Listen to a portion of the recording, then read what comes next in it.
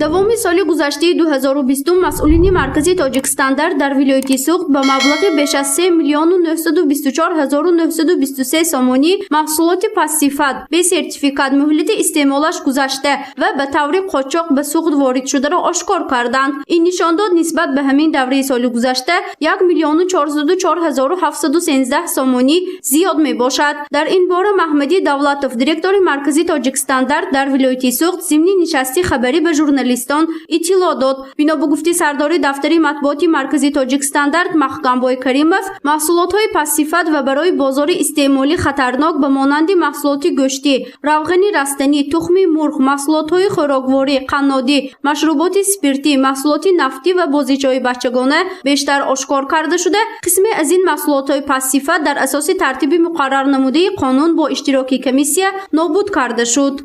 باقی مانده محصولات ها با راه‌های گوناگون قسمش نابود کرده شد.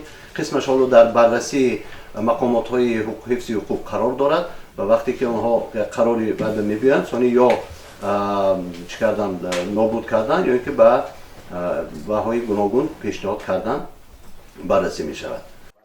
سال گذشته 2020 متخصصان شعبه به معیاردراری تکنیکی و استانداردی مرکزی تاجیکستان در ولایت سوخت در اساس مکتوب پروکراتوری حربی گارنیزون سوخت از انبار قسم‌های حربی گارنیزون ولایت 50 نامگوی محصولات خوراکواری را برای تشخیص به آزمایشگاه سنجش محصولات خوراکواری و کشاورزی مرکز سپردند که 10 نامگوی آن غیر استانداردی دانسته شد. از 10 نامگوی محصولات آرد گندم نوع دوم 7900 کیلوگرم، کنسروی شوله جو 600 عدد، برنج 2019 کیلوگرم، مکرون 1182 کیلو، نمک آشی 751 کیلو، خمیره پامیداری 2 لیتر 371 عدد، لوبیا 144 کیلو، ماش 170 کیلو و نخود 120 کیلوگرم محصولات غیر استانداردی بوده. پروتکل های تشخیصی بعدی سنجش به پروکراتوری حربی گارنیزون سوخت ارسال کرده شده است.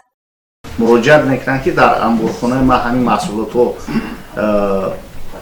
مهلت استفاده برش گذشتگی میخواد با قسما هم بعضی محصولات را انبارخانه هم جمع آوری کردن برای نصف نابود کردن در اساس کمیسیون کاری نصف نابود کردن. در یک سال آخر در مرکزی تاجیکستان و مرکزهای تشخیصی منطقوی ولایت نسبت 35 نفر کارمندان جزای انتظامی تطبیق کرده شده است. از این شماره 11 نفر کارمندان مرکزی ولایت، 4 نفر کارمندان مرکزی منطقوی تشخیصی شهری استرافشان و با فرمایش‌های راهبران مرکزهای تشخیصی منطقوی باشد. نسبت 14 نفر در شهر اسفره، 4 نفر در شهر کونیبادام و در پنجکند 6 نفر جزای انتظامی تطبیق کرده شده است. اساساً همه جزای انتظامی برای آمد رفتی کارمندان است. بعضی حالت‌های میشود که یکون وقت کاری بر نیست و اصلا برای رفت آمد کارمندان است. عمومی 35 نفر جزای انتظامی دارند.